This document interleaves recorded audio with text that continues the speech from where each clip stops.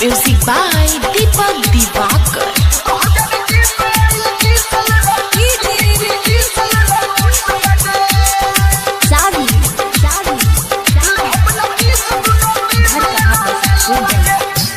Presented by Kriti Music.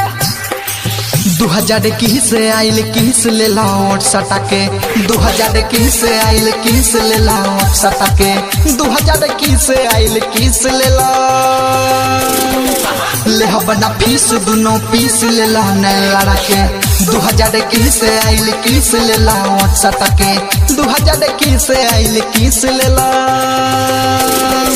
ले बना fees दोनों पीस ले ला ने लड़के 2021 से आइल किस ले ला सटाके Bajrang Recording Studio, Appa.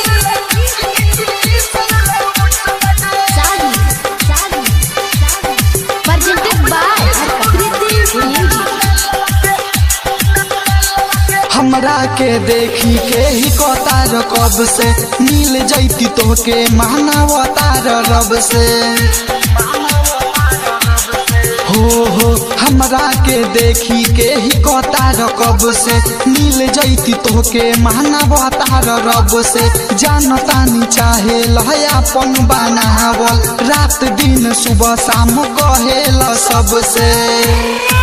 तोहरे तो धन हटे खाला नाम लगा के 2021 से आइल किस ले लाओ सटाके 2021 से आइल किस ले ला ले बना फीस दोनों पीस ले ला ने लड़ा के 2021 से आइल किस ले लाओ सटाके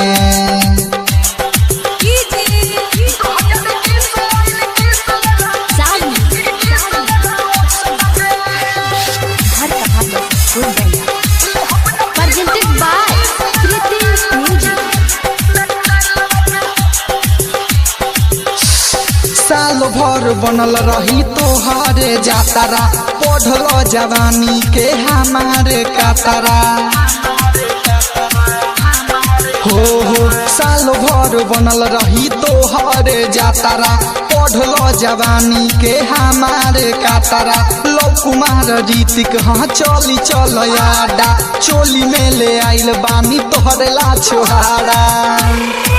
ओढ़नी के यार के तू पार हो जा कोरा में आके 2021 से आइल किस ले ला ओट सटाके 2021 से आइल किस ले ला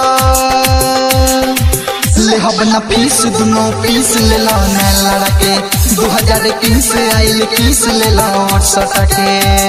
Bajrang Recording Studio, Appa.